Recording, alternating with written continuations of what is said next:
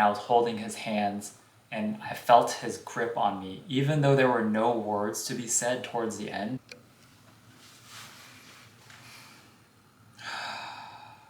My husband's grandpa died last night. We got the call at 1:30 a.m. that he had passed away shortly before 1 a.m. I've personally never been physically that close to someone at the tail end of their life. It was really strange for me. We spent the whole past weekend spending time with him. We went to see him last Friday, and then Saturday, and then Sunday again. And it was such an eerie and odd feeling because every day that I went after the next to see him, I could see the progression of his death coming closer and closer. And even though he became nonverbal towards the end of our visits, it was very clear that he still knew that we were there. I had brought our dog Emma there, and the moment that I walked in, his eyes lit up, almost in surprise, and I waved at him and he waved back.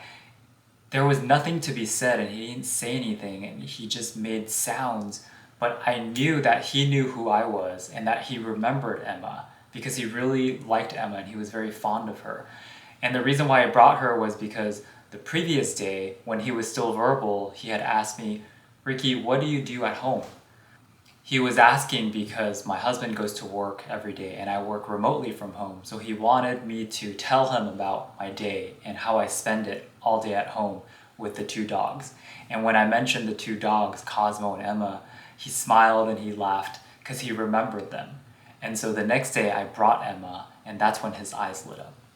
When he asked me that question, I thought it was a bit odd in the moment because it was phrased as, "Ricky, what do you do every day?" And for a sec, I thought, that's an interesting question. And I just responded, I wake up and I work from home, so I spend time with the dogs in between. And I just kind of walked through my routine with him, and he seemed to be happy while listening, and he drifted off to sleep as the medicine and morphine were kicking into his body. Now, as I think more about that question, and now that he's no longer here to ask me questions like that, it really reminded me the importance of intentionality and the importance of having purpose every single day that we wake up, because not every single day is guaranteed. And when he asked that question, I didn't think twice about it. I just walked through my routine. But now I feel like when I wake up in the morning, I will ask myself, "Ricky, what are you doing today?" To put some intention and purpose behind my day, because it's not just another day where it's another routine. It shouldn't be. Even though we go about our daily lives, we're so busy, we're rushing to work, we're going through meetings, we're having conversations, talking about business, and we rarely stop ourselves to think about what we're doing every day. What am I doing today? That was such a powerful question, and I think it's something that I will carry with me indefinitely as a reminder for myself to think consciously about what I'm spending my time doing. Who am I spending my time with? Because time is so valuable. And the more we dedicate our time and energy towards things that bring us joy and happiness, the more happy we will be and the more purposeful and content we will be with our lives.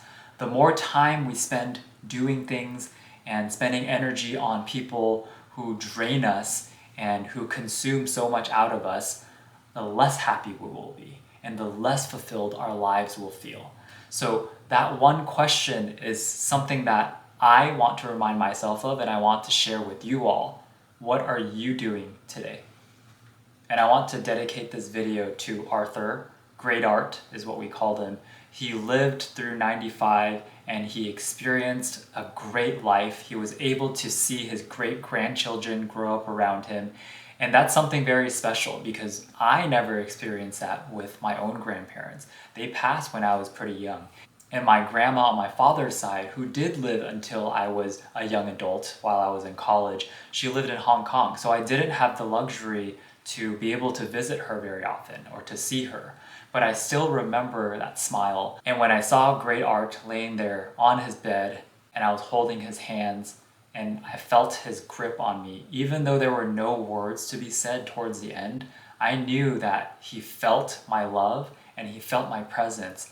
And that was something so special. And I feel honored and grateful that I was able to be there and spend those last few days of his life with him.